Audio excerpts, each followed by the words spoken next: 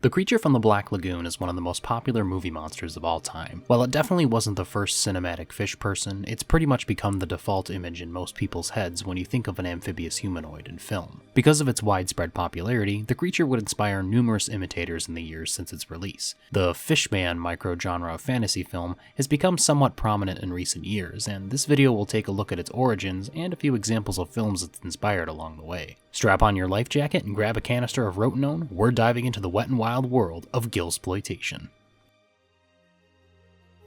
Even though the creature from the Black Lagoon is a cinematic legend, he still arguably ranks dead last in popularity among his classic Universal monster peers. There's multiple reasons why the Gill Man never took off in the way Frankenstein's monster or Dracula did. One being that he's the only one to be a 100% original idea, not based off pre-existing literature or folklore.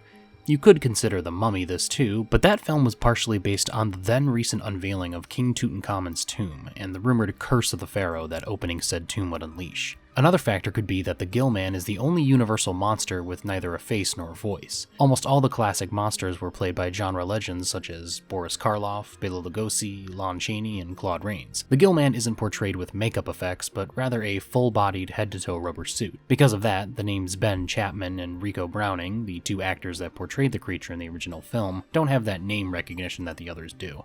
The Gill Man also holds the distinction of being the least prominent monster, with only 3 films to his name, all released back-to-back from 1954 to 1956 at the tail end of Universal's classic horror cycle. This trilogy would end up being the last films Universal would consider part of this cycle, as the following years would see the studio lean heavily towards science fiction and atomic fantasy films. As part of the essential assortment of classic Universal horror, I don't think I need to spend much time on the original creature from the Black Lagoon, but here's a quick summary to get us up to speed. Scientists discover the fossilized remains of a mysterious amphibious creature and trek into the deepest parts of the Amazon to try and locate a complete specimen. Venturing into an area locals call the Black Lagoon, the scientists discover that one of these creatures is still alive. After their attempts to capture it fail, the group decides to escape back to civilization. However, the creature has eyes for Kay, the lone female scientist on the expedition, and kidnaps her, forcing her colleagues to pursue the Gill Man into its lair, where Kay is saved and the monster defeated. Creature from the Black Lagoon is one of my favorite movies of all time. It was very formative for me, being one of the first monster movies I ever watched by way of a VHS from the local library. As a kid, this movie, combined with the companion book I used to check out from Ian Thorne's Monster series, enamored me to the creature. His design was striking, realistic, and unlike anything I'd ever seen before. Even as an adult, the movie is still just as brilliant as I remembered. The characters are well written, the location shooting, production design, special effects, cinematography, all top notch. The underwater scenes are beautifully shot, and they give Henry Mancini's score the opportunity to shine unimpeded. It really is one of the better science fiction films of its time, right up there with them and the original Godzilla. A side note, I knew that 2024, the year I'm making this video, was the creature's 70th anniversary, but I didn't realize that its wide release date was in March of that year, and I chose to make this my March video entirely by coincidence. So as I'm recording this, I'm officially forcing myself to finish this by March 5th, the exact date of the creature's 70th. Happy birthday, big guy. Creature from the Black Lagoon's production made Universal confident enough to go forward with a sequel almost immediately. Revenge of the Creature, released May 13th, 1955, is definitely a lesser picture than its predecessor. In the all-too-familiar tradition of monster greats like King Kong and Godzilla, the creature's near-instant sequel is a rushed production, missing much of the original's prowess and swapping out charming actors like Richard Carlson and Julie Adams for the stiff-as-a-board John Agar and Laurie Nelson. The Gill Man himself also received some minor cosmetic adjustments to his design, resulting in bugged-out eyes along with his constant roaring. Stand clear! Get back! All of you! Get back! Stand clear! The subtlety of the original monster's look and feel were part of what made him so endearing. The sequel ultimately threw this out in favor of basic shock spectacle. Revenge of the Creature was quickly followed by a third sequel, The Creature Walks Among Us. Don't even think about it. Unfortunately, this film isn't any better, and in some aspects maybe worse. The Gill Man, now living in the wilds of Florida, is captured and reconstructed into a purely air-breathing, land-dwelling being. It's an interesting idea on paper, but it results in a frustrating film, dragging the Gill Man along an uninteresting dramatic storyline until it wraps up in one final rampage before the creature presumably drowns in the ocean. It's a whimper of an ending for such an iconic character. The Creature Walks Among... The third Creature film wouldn't be the final time the Gill Man would appear on screen. The character made cameos in all sorts of films and television programs later on, especially 1987's The Monster Squad, its most prominent reemergence. But that original 1954 film stayed with people. For its time, and arguably even today, it still stands above other routine science fiction and horror films that were produced during the 1950s. Thus, it would only be natural that such a monster would end up spawning imitators. The Fishman archetype in classic horror was officially born.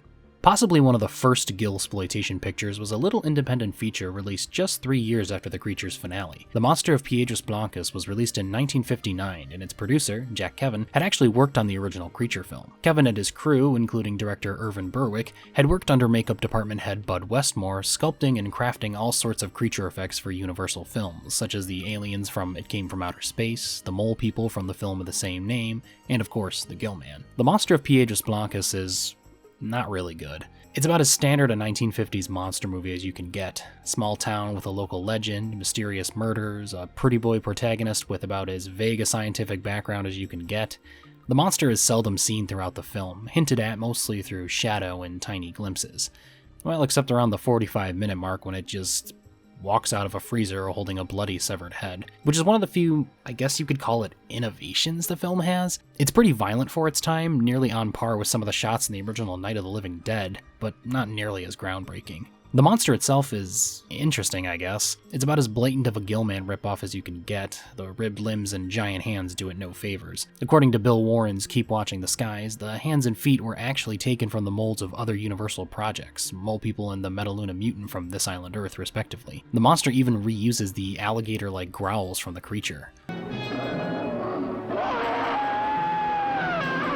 Obviously, The Monster of Piedras Blancas didn't really make much of an impact. It's a very boring film, too long, too sluggish, too ordinary. It simply doesn't stand out. The only thing it really has going for it is that initial connection to the original creature, which is why it was featured in this video. But that idea of the Fishman didn't die here, and in fact continued to transform into a trope for 50s and 60s monster movies. Numerous examples followed after Piedras Blancas' flop, and like the B-movie genre itself, began evolving with the times. One of the strangest trends looking back at film in the 1960s was the Beach Party movie. Beach Party was a film produced by Studio AIP and was a massive hit with teenagers and younger audiences. The basic premise is, well, a beach party. It's not really that complex. Young people having fun on the beach, singing random rock and roll songs, dancing, swimming without getting their hair wet. It all seems like a total parody of an existing thing, but it was earnest. Director William Asher described his thought process as, all the other movies about kids at the time were about bad kids. I wanted to make movies about good kids. So the beach party genre became a surprise hit in the 1960s, and it wouldn't be long before the world of horror mixed into it. The Gill-sploitation would continue with 1964's The Horror of Party Beach, directed by Del Tenney. Tenney had previously directed exploitation films such as Psychomania and The Curse of the Living Corpse. Horror of Party Beach initially started production as another film titled Invasion of the Zombies before changing its title to cash in on the popularity of the Beach Party films. Dubbed the first horror monster musical on its theatrical poster, The Horror of Party Beach has a reputation for being one of the worst movies ever made. And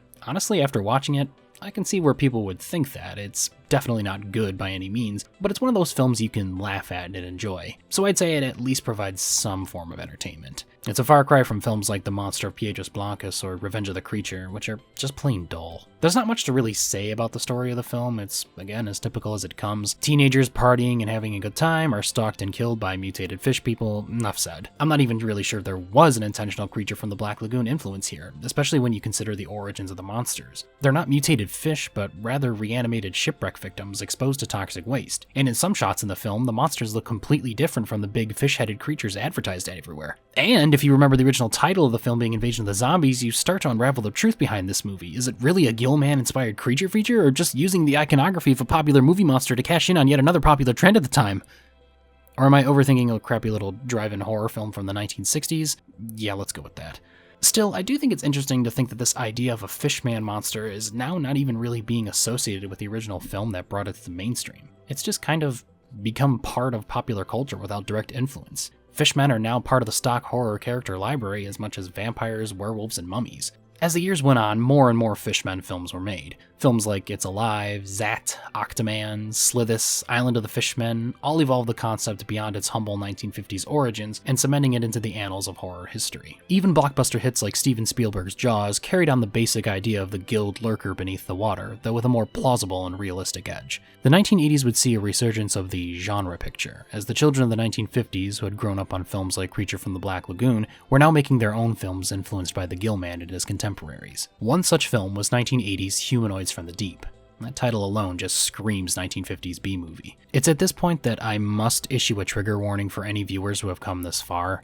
Humanoids from the Deep is a deeply depraved movie. It features very graphic depictions of sexual assault and torture by the titular monsters. It's very much steeped in that late 1970s, early 1980s graphic exploitation vibes, and if this content is the type that bothers you, please feel free to skip ahead to this timestamp on screen. Humanoids from the Deep was produced by New World Pictures, the production studio helmed by B-movie superstar Roger Corman. Corman himself was no stranger to underwater monsters, with just a few of his hundreds of directing and producing credits, including Attack of the Crab Monsters, Creature from the Haunted Sea, Monster from the Ocean Floor, Piranha, and the aforementioned Island of the Fishmen, which New World distributed to the United States. Originally attached to Humanoids was famed Hollywood genre director Joe Dante, but he turned the project down to focus on other films. Humanoids would instead be directed surprisingly by a woman, Barbara Peters, which would be a surprise based on the film's rather grotesque subject matter. The film's producer, Martin B. Cohen, would specifically cite Creature from the Black Lagoon as an influence on the film's original pitch. I felt it was time for a modern-day monster picture, based on the old ones like Creature, and do one that would tie into a modern problem. I look at the movie from a point of ecology and pollution of the world with chemicals, in this case the ocean,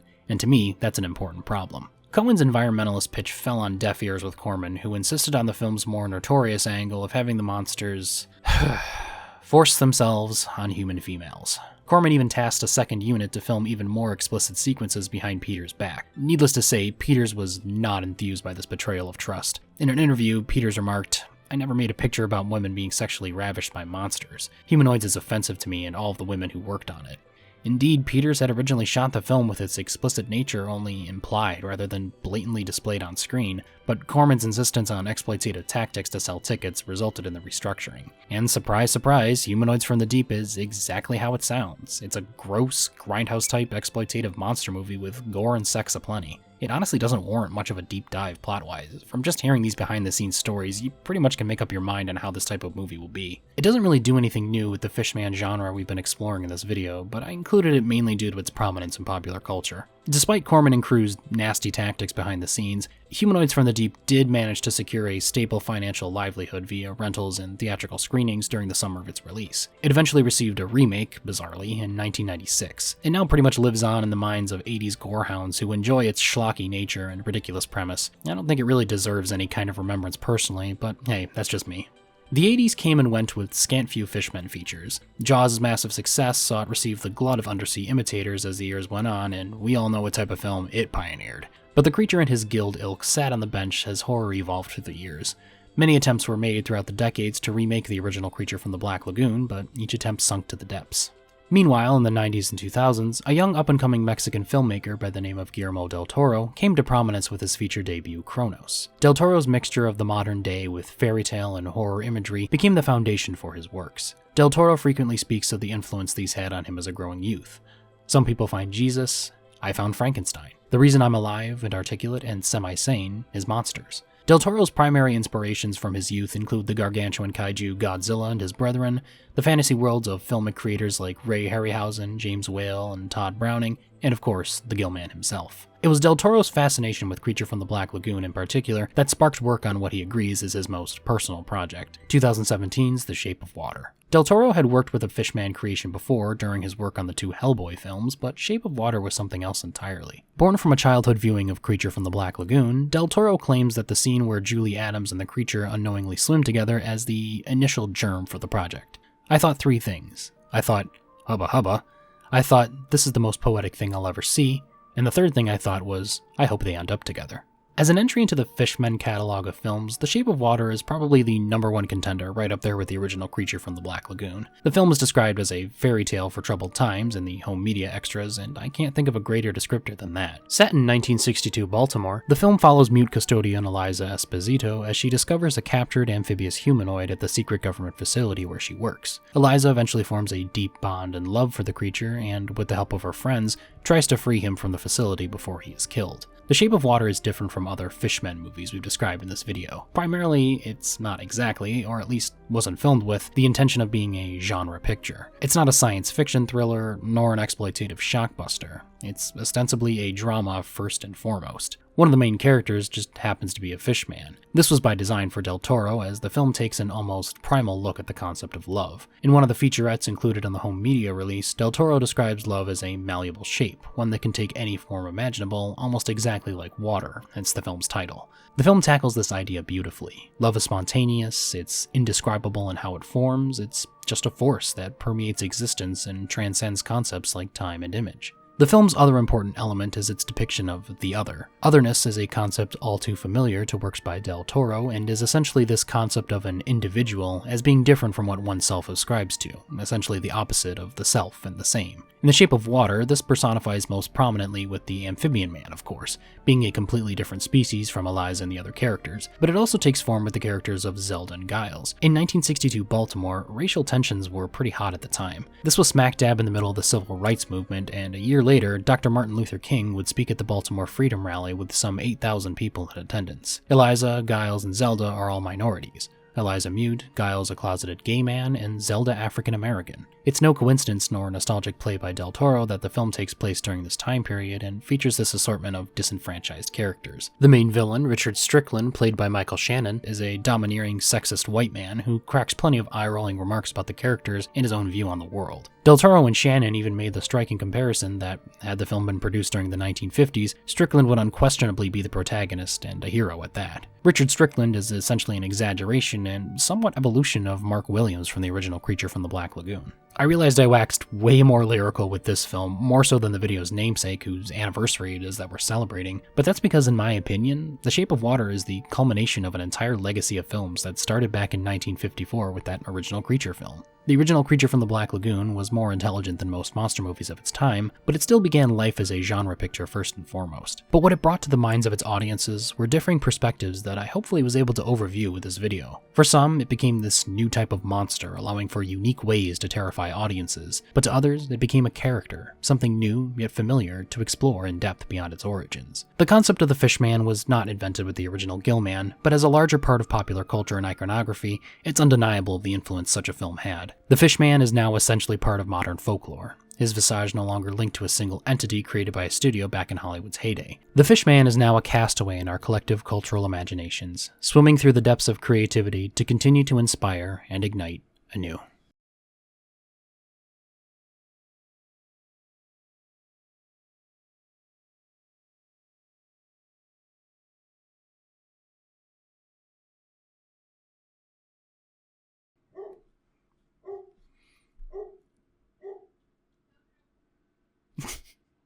She done? She done?